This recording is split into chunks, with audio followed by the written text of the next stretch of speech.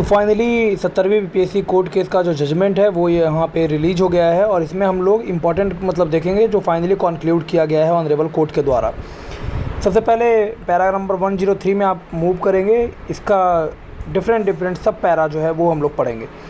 There is no definite evidence of malpractice at all the centres on 13 दिसंबर 2024 को सभी centres पे माल practice का कोई भी प्रूफ नहीं है। There is proof of disturbance at BPP centre, यानी बापू परीक्षा परिसर में वहाँ पे जो एग्जामिनेशन प्रोसेस में जो डिस्टर्बेंस है वो यहाँ पे नोटिस किया गया। इसके बाद commission taking note of it held a re examination for that centre on 4 जनवरी 2025 को बापू परीक्षा सेंटर पे जो भी लोग अवेलेबल थे उनका री एग्ज़ाम करवाया गया 4 जनवरी 2025 को।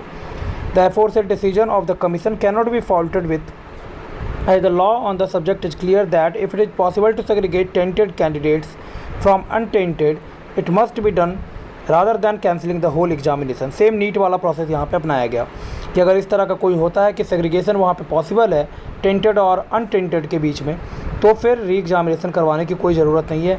ये सब चीज़ पहले ही ऑलरेडी डिस्कस हो चुका था।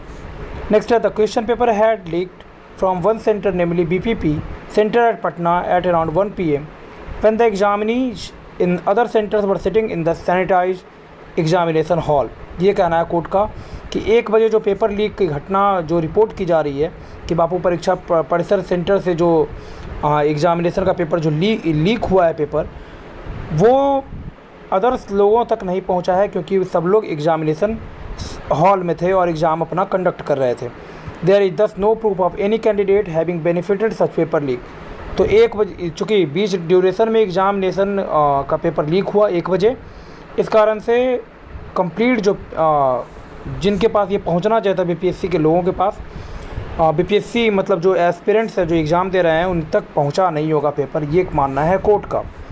The evidence offered by the petitioners for mass scale malpractice and paper leak are only Facebook and X post the examination. इसके बाद ये पेपर जो है वो फेसबुक और एक्स पर पोस्ट किया गया एग्जामिनेशन के बाद। The success rate at different centres and in the reexamination is not so stark as to definitely conclude that there were systematic flaws. Next है the economic offence unit of the state getting on alert mode before the examination is no proof to conclude that question paper had leaked before the examination had started so as to justify the demand for a re-examination। EOU के द्वारा भी कोई ऐसा report नहीं किया गया examination के पहले जिससे कि पेपर लीक की पुष्टि हो। The evidence offered of some candidates have got special treatment as a state expenses even if accepted to be true. अगर किसी को विशेष सुविधा प्रदान की गई है, would be no proof of paper leak और cheating on a mass scale पे चीटिंग नहीं प्रदर्शित होता है इससे, और पेपर लीक का भी कोई प्रूफ यहाँ पे नहीं मिल रहा है अगर उनको विशेष सुविधा प्रदान की गई, जैसे खगड़िया वाला केस में। The commission had called a meeting of the owners teachers of coaching centres for facilitating communication with student on whom they have good control as also for the purpose of eliciting suggestions for peaceful, effective and fair conduct of examination, which action of the commission thou is neither appropriate nor appreciable।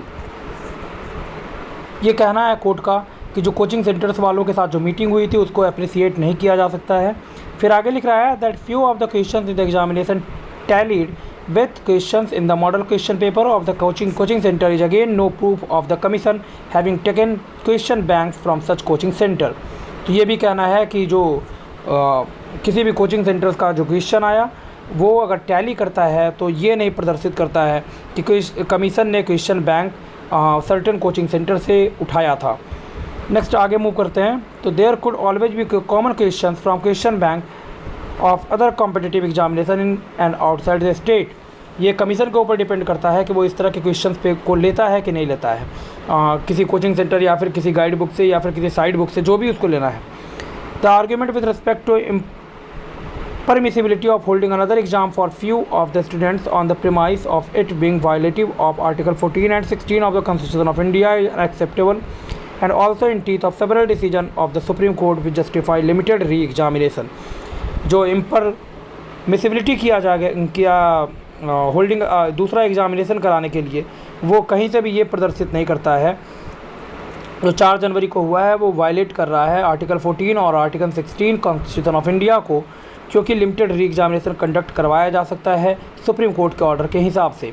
It is always best left open to the subjective assessment of the examination taking body to evaluate the standard of difficulty levels in different examination papers in different shifts और in situation of limited reexamination to adopt the procedure of normalisation of result. बार बार court यही कह रही है कि limited अगर कहीं से भी अनटेंटेड और टेंटेड को सेग्रीगेट कर सकते हैं तो आप री एग्जामिनेशन करवा सकते हैं। लिमिटेड और नॉर्मलाइजेशन को यहाँ पे इम्प्लीमेंट किया जा सकता है सुप्रीम कोर्ट के ऑर्डर के हिसाब से, जैसा कि पिछले जजमेंट्स में सुप्रीम कोर्ट का यहाँ पे प्रदर्शित होता है।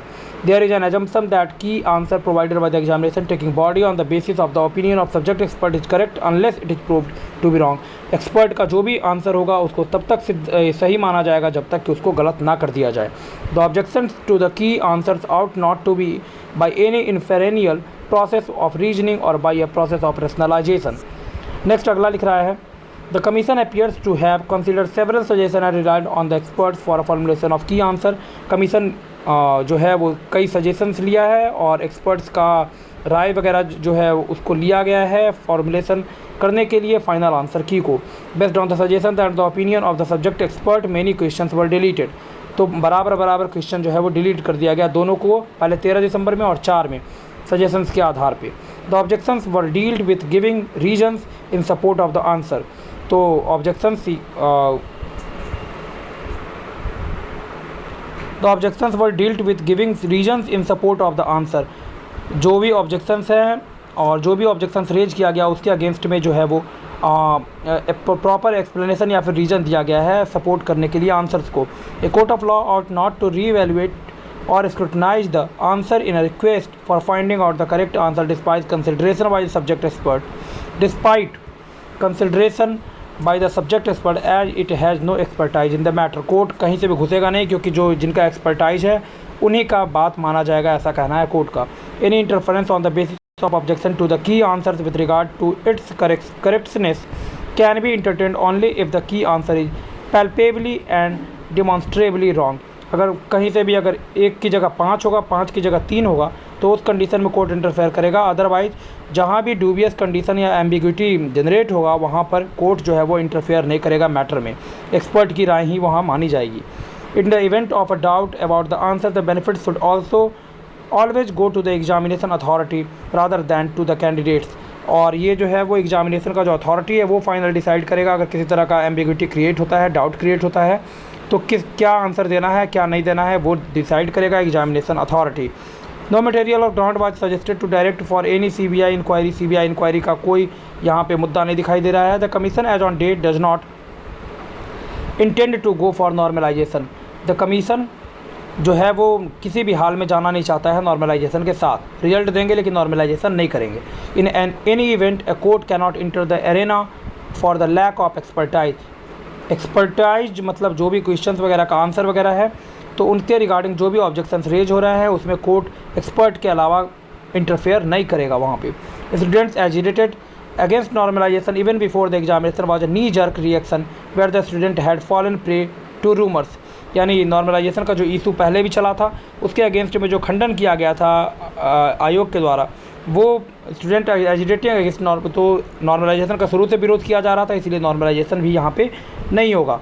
दे instead of being counselled were unfortunately provoked.